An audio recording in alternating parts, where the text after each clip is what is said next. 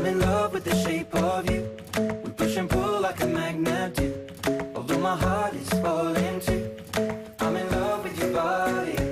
Ah, si vous êtes passionné de sport, là, vous vous êtes régalé ce week-end. Il y en avait, oui, ce week-end. Il y en avait pour tout le monde. Bonjour Arnaud, du Bonjour. foot, du rugby, du marathon, du cyclisme. On commence par le foot. Ouais. Allez. C'était le dernier match de la 31e journée de Ligue 1. Paris qui avait l'occasion de revenir à 3 points de Monaco en tête du championnat. Y sont-ils parvenus? Il n'y a pas eu trop de suspense, donc je vais arrêter. Puisque après une première mi-temps qui s'est soldée par un score de 0-0, eh bien, les Parisiens vont faire la différence. Un premier but de l'Argentin André Di Maria. Et ensuite, le petit doublé de l'Uruguayen Edinson Cavani qui va tout de même inscrire son 41e et 42e but de la saison, toutes compétitions confondues.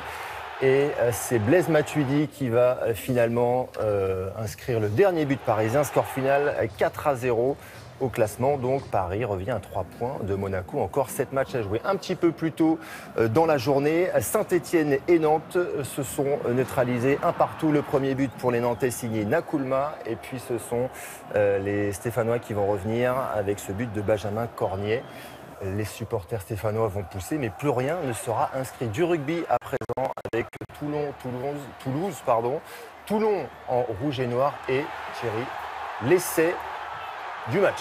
Voilà, il est signé du néo-zélandais Mahanonou. Vous apprécierez crochet intérieur, crochet extérieur, c'est magnifique. Toulon qui va s'imposer 33-23.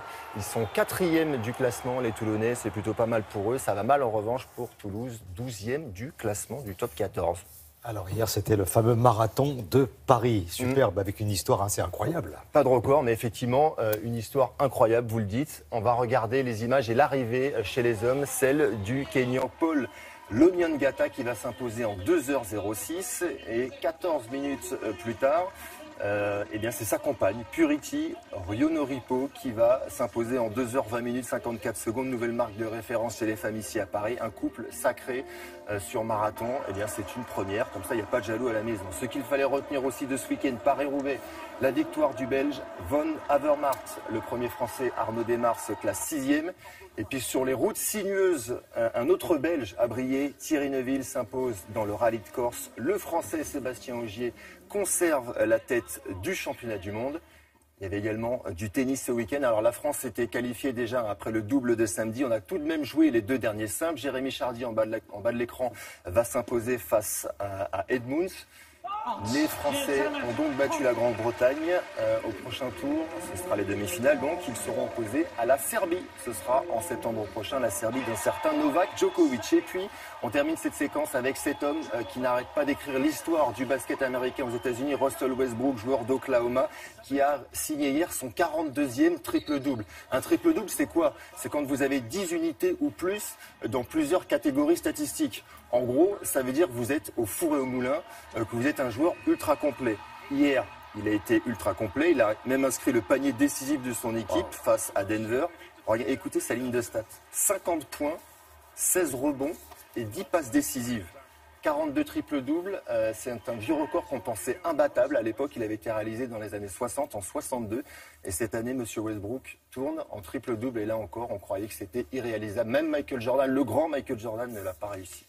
Qui pourrait devenir le fameux MVP de l'année. Ah, c'est possible. Il y a lutte avec un certain James Harden. Je vois que vous êtes un collab de côté de skate. Le meilleur joueur, quoi. Voilà. Donc, merci beaucoup, Arnaud. Je n'avais pas fini, mais vrai si vous me mettez à la porte... non, vous ne mettez pas à la porte. Je suis un passionné de sport, donc vous pouvez y aller tant que Une vous dernière voulez. image, on va prendre un petit peu de hauteur, si vous voulez bien, avec du ski. Du ski, mais pas n'importe comment, pas n'importe où. Dans le Val d'Aran, Pyrénées catalanes. Une cinquantaine de courageux, plusieurs centaines de mètres à gravir. Eh bien oui, c'est la Vertical Race, les cuisses qui brûlent. C'est un Italien qui va s'imposer chez les messieurs. Et Cocorico chez les dames, puisque Axel Moret va, elle, remporter cette course. Du reste, sur toutes les courses Vertical Race de l'année, elle est montée à chaque fois sur le podium. Chapeau à elle. Très bien. C'était dommage que ça valait le coup de rester. C'est mon domaine. C'est mon domaine. Voilà, je suis content qu'on en ait parlé. Merci beaucoup, Arnaud. On va passer à l'emploi avec